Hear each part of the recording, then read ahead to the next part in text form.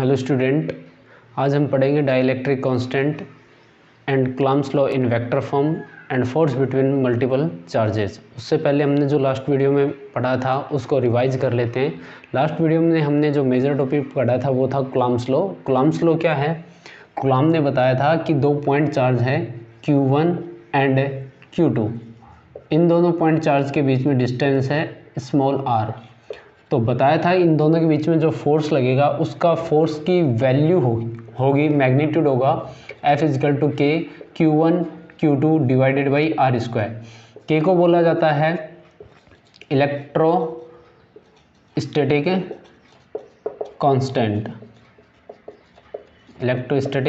Constant बोला जाता है।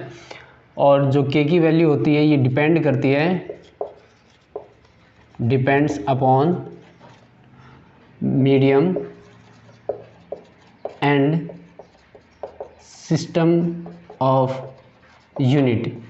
जो सिस्टम ऑफ यूनिट है MKS, CGS, FPS उनके ऊपर, और मीडियम कौन सा है, एयर है, वैक्यूम है या कोई अदर मीडियम है, उसके ऊपर वैल्यू के की डिपेंड करती है। ठीक है, ये फोर्स की वैल्यू है। अगर बात करें हम डायरेक्शन की, क्योंकि फोर्स एक वेक्टर क्वांटिटी है, वेक्टर क्वांटिटी का मैग्नीट्यूड ये है, तो डायरेक्शन क्या होगी? डायरेक्शन F की होती है, याद रखना आगे काम आएगी। F की डायरेक्शन होगी इन दोनों पॉइंट चार्ज को जो मिलाने वाली लाइन है, जैसे ये लाइन मिला रही है इन दोनों को, तो इस लाइन के अलोंग होगी। अलोंग कैसे होगी? सपोज ये पॉजिटिव है, ये भी पॉजिटिव है, दोनों पॉजिटिव चार्ज है, तो ये पॉजिटिव चार्ज इसके ऊपर किधर फोर्स लगाएगा? इस तरफ, तो इस लाइन के अलोंग इधर होगी। ठीक है, न हम इधर रिप्रेजेंट करेंगे ना इधर, अलोंग द लाइन। ये वाला चार्ज इसके ऊपर फोर्स अप्लाई करेगा, तो ये किधर अप्लाई करेगा? इस डायरेक्शन में, तो इस तरफ होगी।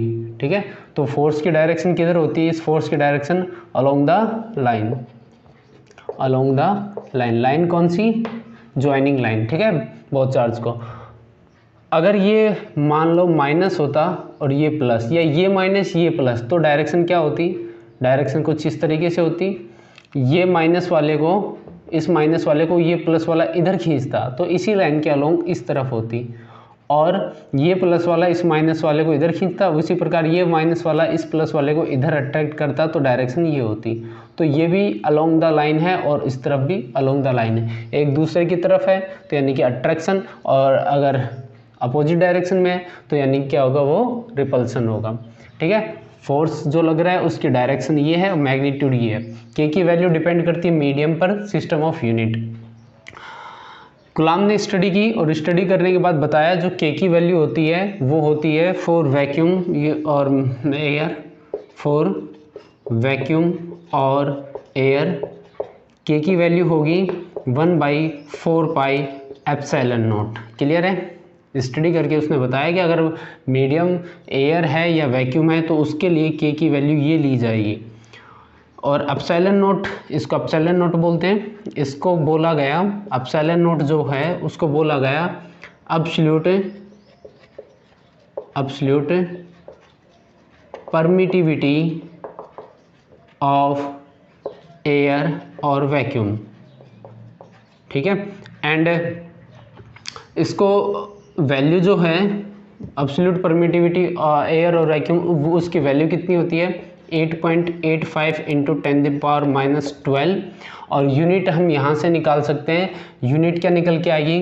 Coulomb square newton metre square. ठीक है, के की वैल्यू हम यहाँ पर पुट करेंगे और उससे हम एप्सिलॉन नॉट की वैल्यू, एप्सिलॉन नॉट की यूनिट निकाल सकते हैं। ठीक है, ये याद रखना, ये एप्सिलॉन नॉट की वैल्यू ये होती है। तो के, अगर वैक्यूम और एयर के लिए के की वैल्यू ये होती है तो फोर्स कितना हो जाएगा? फोर्स इन वैक्यूम और एयर कितना निकल के आएगा? F नॉट बोल देते हैं हम उसे, 1/4 pi epsilon naught Q1 Q2 divided by R square. ये वैल्यू किसकी है? फोर्स की। किसमें? वैक्यूम में। वैक्यूम के लिए एप्सिलॉन नॉट आएगा। ठीक है, अगर मान लो इन दोनों चार्ज के बीच में वैक्यूम ना होकर कोई मीडियम हो, मीडियम मतलब एयर और वैक्यूम को छोड़कर यहाँ पर रबड़ भरा हो, कांच भरा हो, कागज़ भरा हो या कुछ भी रखा हो, तो for any medium any medium के लिए के होता है 1/4 पाई अपसाइलन। अपसाइलन को क्या बोला है, ये अपसाइलन है और ये वाला अपसाइलन नॉट है। अपसाइलन को बोला जाता है इसको एब्सोल्यूट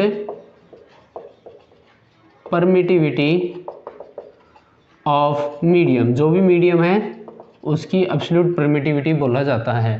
ठीक है, तो के की वैल्यू मीडियम के लिए ये होती है, तो फोर्स की वैल्यू कितनी होगी, फोर्स इन मीडियम, कोई भी मीडियम होगा उसके लिए, तो F निकल के आएगा FM equal to 1/4 pi epsilon Q1 Q2 divided by R²। Clear है। एप्सिलॉन की जो वैल्यू होती है वो अलग अलग मीडियम के लिए अलग अलग होती है। अगर रबड़ है तो उसके लिए अलग होगी, अगर कांच है तो उसके लिए अलग होगी। तो ये अपना था कूलम्ब्स लॉ जो हमने लास्ट वीडियो में स्टडी किया था। तो याद रखना किन्हीं दो चार्ज पार्टिकल के बीच में या किन्हीं दो चार्ज के बीच में जो वैक्यूम में होते हैं तो उनके बीच में ये वाला फोर्स लगता है। अगर दोनों चार्ज किसी मीडियम में होते हैं तो फोर्स ये लगता है। यहाँ पर मीडियम के लिए एप्सिलॉन आता है और वैक्यूम के लिए एप्सिलॉन नॉट आता है। अब यहाँ पर निकल के आता है एक वर्ड परमिटिविटी, वो हम आगे पढ़ेंगे। ठीक है, परमिटिविटी होती क्या है। तो परमिटिविटी एक मीडियम की प्रॉपर्टी है, कोई भी मीडियम है उसकी प्रॉपर्टी होती है। फॉर एग्जांपल जैसे कि डेंसिटी, डेंसिटी क्या है, किसी भी मीडियम, जैसे वाटर एक मीडियम है, उस मीडियम की क्या है, प्रॉपर्टी है डेंसिटी। वॉल्यूम भी उसकी प्रॉपर्टी है। तो उसी प्रकार से परमिटिविटी किसी भी मीडियम की एक प्रॉपर्टी होती है जो ये रिप्रेजेंट करती है कि कितनी एनर्जी को अब्जॉर्ब किया गया है मीडियम के द्वारा या कितनी एनर्जी को रोका गया है मीडियम के द्वारा। तो इसमें समझने के लिए हम एक एग्जांपल लेते हैं और वो एग्जांपल कुछ इस प्रकार से है। कोई दो मास पार्टिकल है, ये वाला मास जो आपने 11th में पढ़ा था m1 है, ये वाला मास m2 है। ये अपने सराउंडिंग में क्या बनाएगा, ग्रेविटेशनल फील्ड। वैसे ही ये अपने सराउंडिंग में क्या बनाएगा, ग्रेविटेशनल फील्ड। ये वाला मास इस वाले मास के ग्रेविटेशनल फील्ड में है और ये वाला मास इस वाले मास के ग्रेविटेशनल फील्ड में है। ठीक है, ये वाले इसको अपने एनर्जी को ट्रांसफ़र करता है, पोटेंशियल एनर्जी, या इस के ग्रेविटेशनल फील्ड में ये होने की वजह से इसकी क्या होगी, एक पोटेंशियल एनर्जी होगी, और इसके ग्रेविटेशनल फील्ड में ये होने से इसकी एक पोटेंशियल एनर्जी होगी। और वो पोटेंशियल एनर्जी मीडियम के द्वारा कितनी रोकी जाती है, कितनी अब्जॉर्ब की जाती है, वो ही कहलाती है परमिटिविटी। ठीक है, या अगर हम इनको चार्ज लेंगे तो उसको क्या बोला जाएगा, परमिटिविटी, मतलब कि कितनी एनर्जी को रोका गया है। अगर हम इसको समझें, ये मान लो Q1 चार्ज है, ये वाला Q2 चार्ज है, तो ये अपने सराउंडिंग में बनाएगा इलेक्ट्रिक फील्ड, ये अपने सराउंडिंग में बनाएगा इलेक्ट्रिक फील्ड, ये वाला चार्ज इसके इलेक्ट्रिक फील्ड में है और ये वाला चार्ज इसके इलेक्ट्रिक फील्ड में है। तो एक दूसरे के ये एनर्जी ट्रांसफ़र करेंगे, तो बीच में जो मीडियम है वो मीडियम कितनी एनर्जी को अब्जॉर्ब करता है वो कहलाता है परमिटिविटी। तो ये एक प्रॉपर्टी है किसी भी मीडियम की। ठीक है, उनके नाम याद रखना। एप्सिलॉन जो होता है एप्सिलॉन नॉट, इसको क्या क्या बोल सकते हैं हम, एक तो बोल सकते हैं एब्सोल्यूट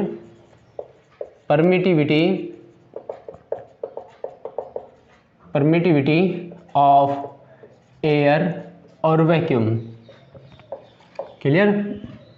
दूसरा नाम बोल सकते हैं इसको electric permittivity of air vacuum and permittivity of air and vacuum. ठीक है, और एप्सिलॉन होता है उसको क्या बोला जाएगा, एब्सोल्यूट परमिटिविटी ऑफ मीडियम। दूसरा नाम क्या बोल सकते हैं, इलेक्ट्रिक परमिटिविटी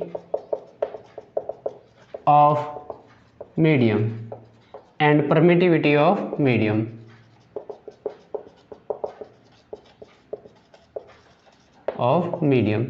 ठीक है, इलेक्ट्रिक की जगह इलेक्ट्रोस्टैटिक्स भी मिल सकता है, electrostatic permittivity of medium.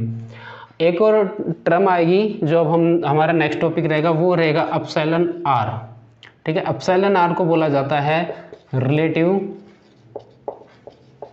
Permittivity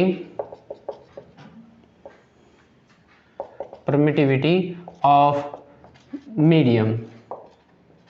ठीक है, रिलेटिव परमिटिविटी ऑफ मीडियम। इसका दूसरा नाम होता है dielectric constant, dielectric constant. ठीक है, आपके पेज नंबर 10 पर नोट्स में मैंने एप्सिलॉन आर न लिखकर ओनली एप्सिलॉन लिख दिया था, तो उसको आप ठीक कर लेना पेज नंबर 10 पर। पेज नंबर 10 पर आपको जो नोट्स में लिखा हुआ है उसमें एप्सिलॉन आर कर लेना। रिमार्क के ऊपर, रिमार्क है, उस रिमार्क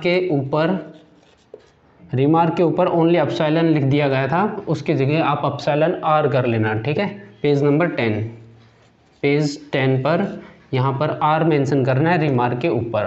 ठीक है, तो ये लिखने में गलती हो गई थी, तो इन टर्म को याद रखना। अब हम जो टॉपिक पढ़ेंगे वो रहेगा डाई इलेक्ट्रिक कांस्टेंट या रिलेटिव परमिटिविटी ऑफ मीडियम। तो रिलेटिव परमिटिविटी क्या होती है, आपने पढ़ा है पहले रिलेटिव डेंसिटी। ठीक है, रिलेटिव डेंसिटी क्या होती है, दो मीडियम की डेंसिटी का कंपैरिजन, दो मीडियम हैं उनकी डेंसिटी का कंपैरिजन करते हो तो जो निकल के आता है, और वो भी किसके साथ कंपैरिजन करते हैं, वाटर के साथ। किसके साथ, जैसे कि कोई मीडियम है आयरन की डेंसिटी का आप कंपैरिजन करो वाटर की डेंसिटी के साथ, तो वो कहलाएगी आयरन की रिलेटिव डेंसिटी।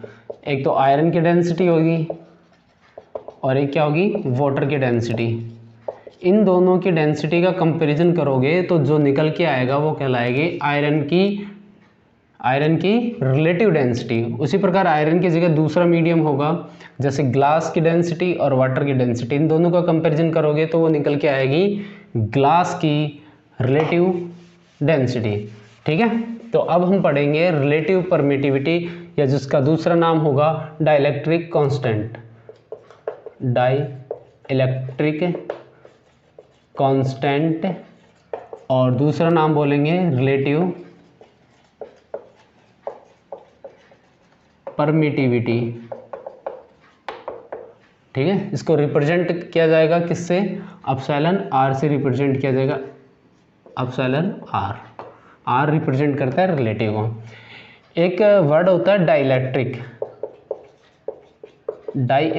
इसका मतलब होता है insulator.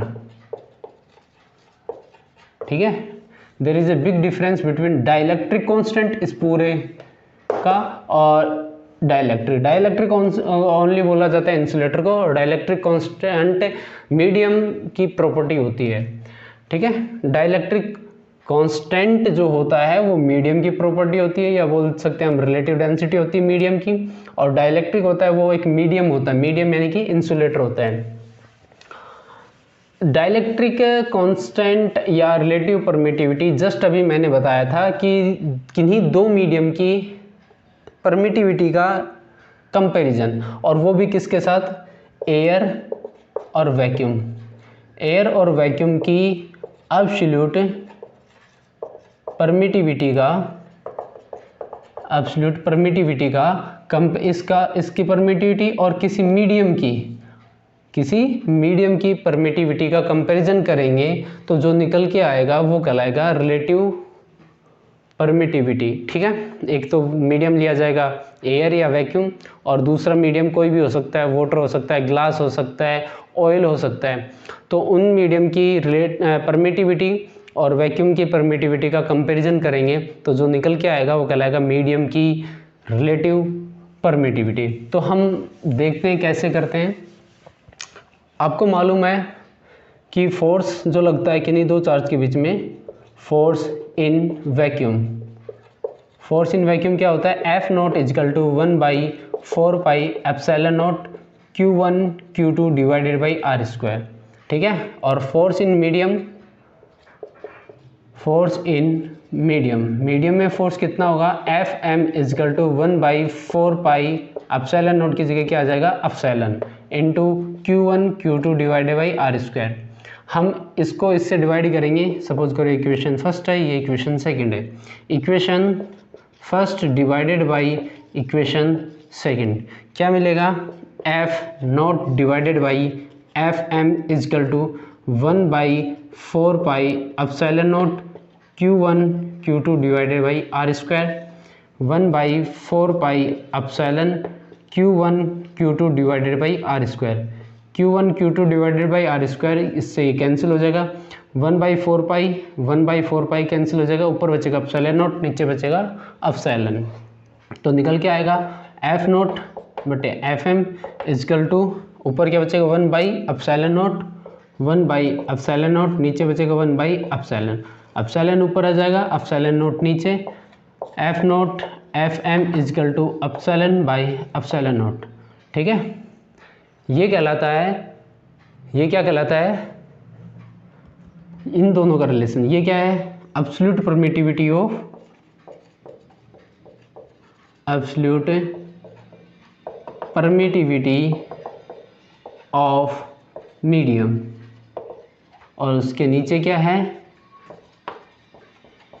Absolute permittivity of vacuum और एयर। ठीक है, इन दोनों का रिलेशन ही कहलाता है एप्सिलॉन आर।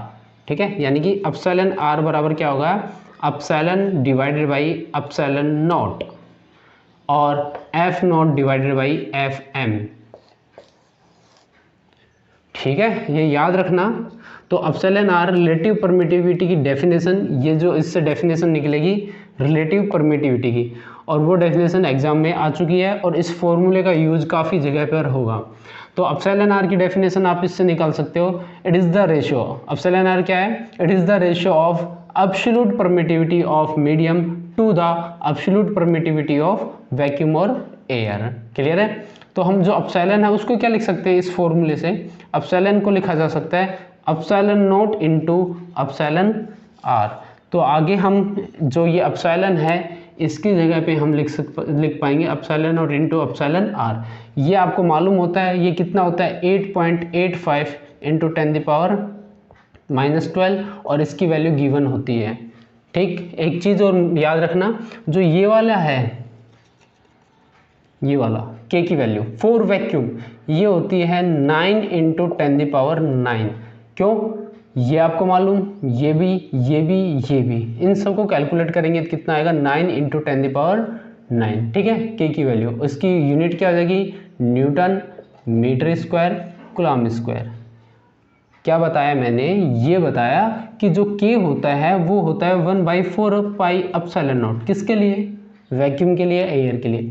इसकी वैल्यू आपको मालूम है, इसकी सब की वैल्यू मालूम है, तो उनको जब रखकर हम कैलकुलेट करेंगे तो वैल्यू निकल के आएगी ये, और इसकी यूनिट हम यहाँ से निकाल सकते हैं, ये क्या है, इन सबको ट्रांसफ़र करेंगे तो इसकी यूनिट हो जाएगी न्यूटन, और ये इधर जाएगा आर स्क्वायर तो उसकी यूनिट हो जाएगी मीटर स्क्वायर, और इन दोनों की यूनिट क्या हो जाएगी, कूलम्ब स्क्वायर।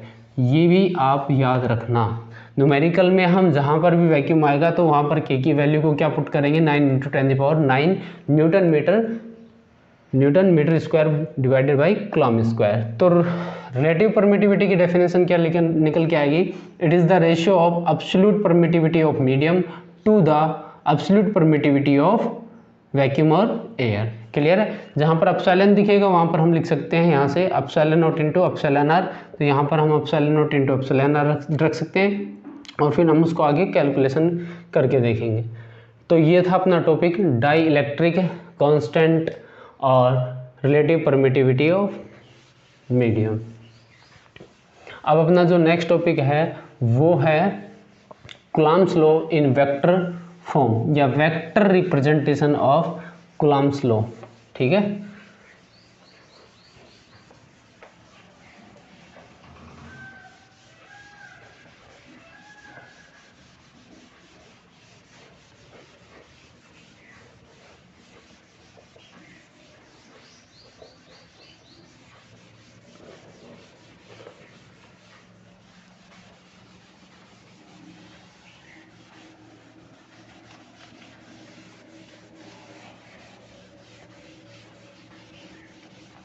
वेक्टर रिप्रेजेंटेशन में क्या किया जाएगा, जो कूलम्ब्स लॉ में वेक्टर रिप्रेजेंटेशन में कूलम्ब्स ने ये बताया था कि आपके जो दो चार्ज होते हैं उनके बीच में फोर्स लगता है, उस फोर्स को रिप्रेजेंट करना है बस वेक्टर के रूप में।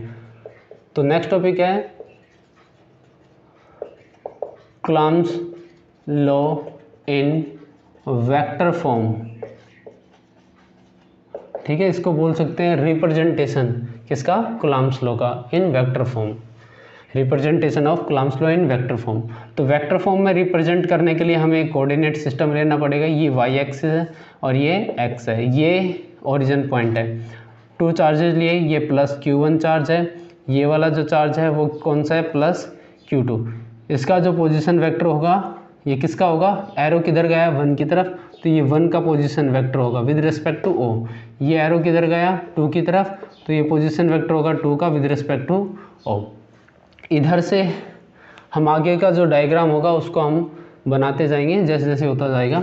पहले तो आप ये बताइए, ये वाला प्लस इस वाले प्लस के ऊपर किधर फोर्स लगाएगा, पहला वाला चार्ज दूसरे वाले चार्ज पर किधर फोर्स लगाएगा, किधर फोर्स लगाएगा, इनको लाइन जो ज्वाइन करेगी उस लाइन के अलोंग, और रिपल्सन लगेगा तो इधर फोर्स लगेगा।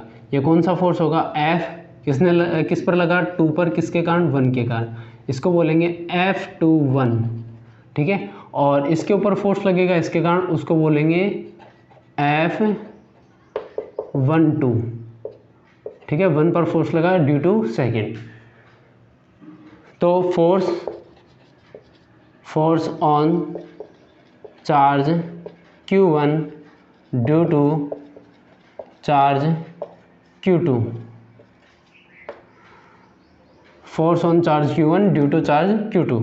इसके ऊपर पहले वाले के चार्ज के ऊपर Q2 ने कितना फोर्स लगाया, तो force charge 1 due to charge 2 equal to कितनी होगी, अगर ये वैक्यूम में है तो वैक्यूम में है तो 1/4πε0, दोनों चार्ज की जो वैल्यू है उनका प्रोडक्ट डिवाइडेड बाई उन दोनों के बीच की डिस्टेंस। तो इन दोनों के बीच की डिस्टेंस निकालनी है 1 से 2।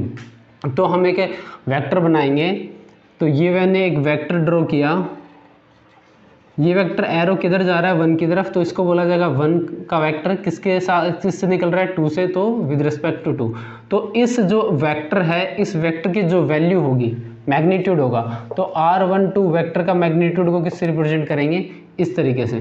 तो वो ही उन दोनों के बीच की क्या होगी, डिस्टेंस, इसके और इसके बीच की डिस्टेंस क्या होगी, इस वेक्टर का मैग्नीट्यूड, और मैग्नीट्यूड ये होता है R12 वेक्टर का मैग्नीट्यूड, ये तो होगी डिस्टेंस, और उस डिस्टेंस का स्क्वायर। तो ये तो हमने लिखी F12 का मैग्नीट्यूड, उसके साथ डायरेक्शन लिखनी है। डायरेक्शन क्यों लिखनी है, क्योंकि वेक्टर रिप्रेजेंटेशन करना है। तो डायरेक्शन जब लिखेंगे तो इस पर क्या आ जाएगा, वेक्टर, और इसकी डायरेक्शन किधर है 1 2 की डायरेक्शन किधर है, in the direction of R12 vector. F12 किधर है, in the direction of R12 vector, और R12 वेक्टर के डायरेक्शन में हम एक यूनिट वेक्टर अज्यूम कर लेते हैं, और वो यूनिट वेक्टर कितना है R12 cap. Equation number first, ये क्या निकल के आया है, ये फोर्स निकल के आया है किसके ऊपर, चार्ज फर्स्ट पर, किसके कारण, चार्ज सेकंड के कारण। ठीक उसी प्रकार से हम निकालेंगे फोर्स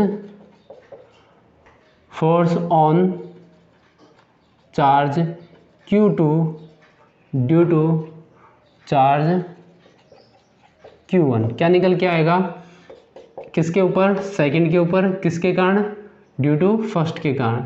मैग्नीट्यूड कितना होगा 1/4πε0 Q1 Q2 डिवाइडेड बाई इन दोनों के बीच की डिस्टेंस, दोनों के बीच की डिस्टेंस R12 वेक्टर का मोड भी ले सकते हैं, या हम एक दूसरा वेक्टर अज्यूम कर सकते हैं। ये वाला वेक्टर अज्यूम किया जो कि 1 से चला और 2 की तरफ, तो ये कहलाएगा 2 का वेक्टर है विद रिस्पेक्ट टू 1।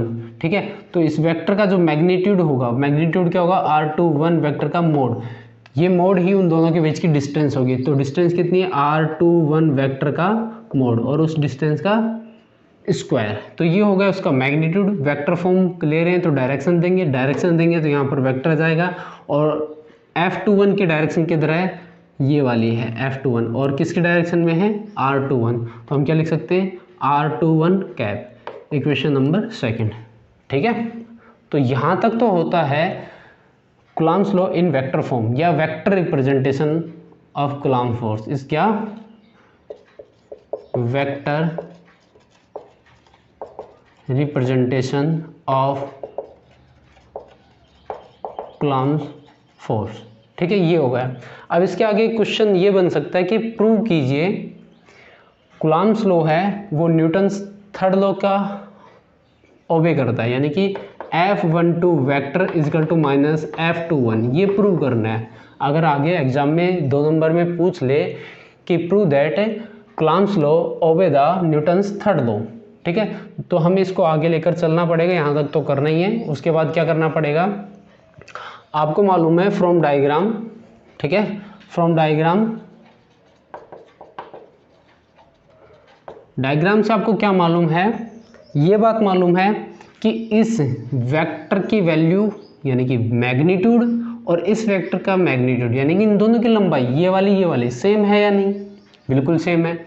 तो हम क्या लिख सकते हैं, from diagram R21 vector is equal to उसकी value is equal to R12 vector, यानी कि इन दोनों वेक्टर की जो लंबाई है R21 वेक्टर और R12 वेक्टर, उन दोनों की जो लेंथ है, लंबाई है, मैग्नीट्यूड है, वो क्या है, सेम है। एंड और क्या मालूम है कि आपका इसकी डायरेक्शन में कौन सा वेक्टर होगा, इसकी डायरेक्शन में, ठीक है, इसकी डायरेक्शन में आपने लिया R21 कैप और इसकी डायरेक्शन में कौन सा होगा R12 कैप, ये दोनों क्या है, अपोजिट है। तो अपोजिट वेक्टर को कैसे लिखेंगे, R21 कैप माइनस अपोजिट में है ना, माइनस R12 कैप। तो आप इस इक्वेशन में इसकी जगह तो ये पुट करोगे R21 वेक्टर के मोड जो है उसकी जगह R12 वेक्टर का मोड पुट कर देंगे और R21 कैप की जगह क्या पुट कर देंगे, माइनस ए। तो फ्रॉम इक्वेशन सेकंड क्या मिलेगा, F21 vector is equal to 1/4 pi epsilon naught Q1 Q2, इसकी जगह हम क्या पुट कर सकते हैं, ये तो R12 वेक्टर का मोड एंड स्क्वायर और इसकी जगह क्या पुट कर सकते हैं, माइनस R12 कैप, माइनस आगे आ जाएगा तो क्या निकल के आएगा, F21 vector is equal to minus आगे आ गया minus 1/4 pi epsilon naught Q1 Q2 R12 vector का मोड का स्क्वायर R12 कैप। ये वाली जो चीज़ है, इस वाली चीज़ को आप क्या बोल सकते हो, F12, ये वाली जो है वो यहाँ पर है और इसकी जगह क्या लिख सकते हैं हम, F12। तो क्या निकल के आ जाएगा, इसके बाद हम लिख सकते हैं इसको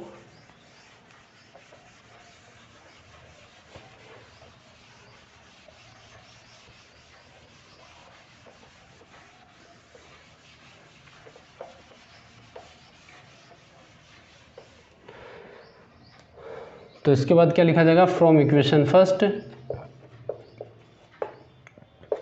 F21 vector is equal to minus F12 vector. So we can say that Coulomb's law obey the third law of Newton's, ठीक है, Newton's third law of motion. तो ये अपना एक छोटा सा टॉपिक था जिसमें हमने पढ़ा था Coulomb's law इन वेक्टर फॉर्म। अब नेक्स्ट टॉपिक आता है आपका, नेक्स्ट टॉपिक में ये पढ़ेंगे कि बहुत सारे चार्जेज हों तो उन चार्जेस के कारण किसी एक चार्ज के ऊपर कितना फोर्स लगेगा, ठीक है, force between multiple charges.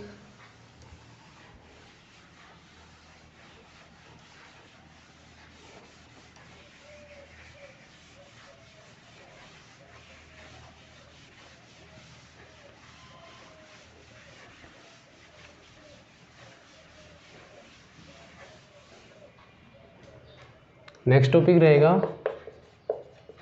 Force between multiple charges हैं, वो फोर्स कितना अप्लाई करेंगे किसी एक चार्ज पर। फॉर एग्जांपल इसके लिए हम वेक्टर लेना पड़ेगा, मतलब वेक्टर रिप्रेजेंटेशन लेना पड़ेगा।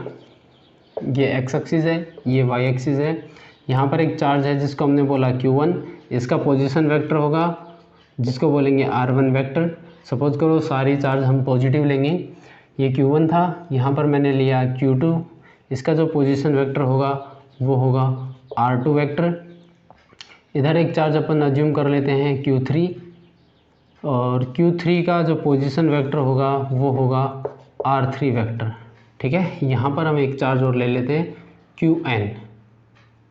Qn, इसका जो पोजीशन वेक्टर होगा वो होगा Rn वेक्टर।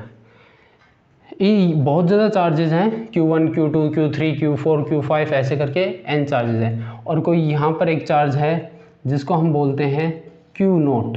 Q नोट को बोला जाएगा पॉजिटिव टेस्ट चार्ज, यानी कि एक चार्ज टेस्ट चार्ज पार्टिकल जिसको लेकर हम स्टडी करेंगे।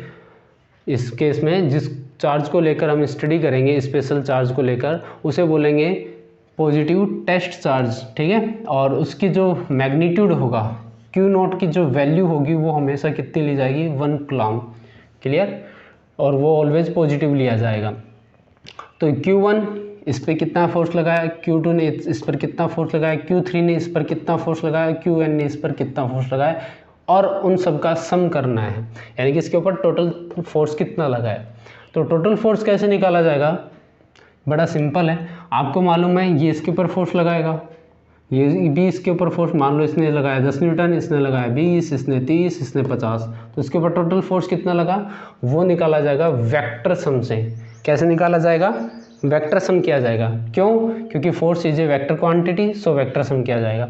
तो टोटल फोर्स कितना होगा इस पार्टिकल के ऊपर, तो टोटल फोर्स होगा, क्या लिया जाएगा, फोर्स कितना लिया जाएगा total, F vector total, F के ऊपर, F नोट चार्ज के ऊपर पहले वाले चार्ज ने कितना फोर्स लगाया, वेक्टर ऐड करेंगे, F नोट पर दूसरे चार्ज ने कितना फोर्स लगाया, प्लस तीसरे चार्ज ने F नोट पर कितना फोर्स लगाया। उसी प्रकार जितने के भी चार्ज हैं उन्होंने F नोट पर जितना भी फोर्स लगाया है उनका वेक्टर ऐड कर देंगे, तो क्या आ जाएगा फोर्स बिटवीन मल्टीपल चार्जेस, या किसी इसी टेस्ट चार्ज के ऊपर कितना टोटल फोर्स अप्लाई हुआ है। तो हमें ये निकालना है, F नोट 1 निकालना है, F नोट 2 निकालना है, F नोट 3 निकालना है, ठीक है। अगर डायरेक्शन देखें, जैसे ये वाला फोर्स, ये वाला चार्ज इसके ऊपर किधर फोर्स लगाएगा, तो उनको ज्वाइन करने वाली लाइन के अलोंग इधर फोर्स लगाएगा। F नोट 1 पहले वाले चार्ज ने नोट के ऊपर कितना फोर्स अप्लाई किया, ठीक है। उसी प्रकार सेकंड वाले ने जो फोर्स लगाया उसकी डायरेक्शन किधर होगी, इस तरफ होगी, F नोट 2। थर्ड वाले ने जो फोर्स लगाया उसकी डायरेक्शन किधर होगी, इस तरफ होगी, F नोट 3। और N वाले ने जो फोर्स लगाया उसकी डायरेक्शन इधर होगी, F नोट N, ठीक है। तो इनके डायरेक्शन अलग अलग है और वैल्यू भी अलग अलग मिलेगी, तो इनका क्या कर देंगे, वेक्टर सम। तो वेक्टर सम कैसे किया जाएगा, तो सबसे पहले हम निकालेंगे F नोट 1 वेक्टर। तो F नोट 1 क्या होगा, नोट और 1 के बीच में लगने वाला फोर्स। तो ये पूरा सिस्टम वैक्यूम में है, तो 1/4 पाई एप्सिलॉन नोट लिया जाएगा। नोट और 1 के लिए नोट Q1 डिवाइडेड बाई उन दोनों के बीच की डिस्टेंस। अब देखिए आप, नोट और 1 के बीच की डिस्टेंस कितनी है, ये नोट है और ये 1, तो इन दोनों के बीच की डिस्टेंस क्या ली जाएगी, तो यहाँ से लेकर आप एक वेक्टर बनाओगे, यहाँ से लेकर यहाँ तक, ठीक है। इसको बोला जाएगा R नोट का वेक्टर है विद रिस्पेक्ट टू 1, तो इस वेक्टर का मान वैल्यू ही कहलाएगी। R नोट 1 वेक्टर की जो वैल्यू होगी वो उनके बीच की डिस्टेंस होगी, और इस डिस्टेंस का क्या करेंगे हम, स्क्वायर कर देंगे, और डायरेक्शन क्या होगी, R नोट 1 कैप। ठीक उसी प्रकार से F नोट 2 क्या निकल के आएगा, 1/4 pi epsilon naught Q naught और Q2 R नोट 2 वेक्टर का mod square R naught 2 cap. ठीक उसी प्रकार से हम क्या निकाल लेंगे, F नोट N निकालेंगे। F naught N vector is equal to 1/4 pi epsilon naught Q naught QN। Q naught QN, उन दोनों के बीच की डिस्टेंस क्या होगी, एक वेक्टर होगा, उस वेक्टर का मोड उनके बीच की डिस्टेंस होगी, और डिस्टेंस का square R note N cap.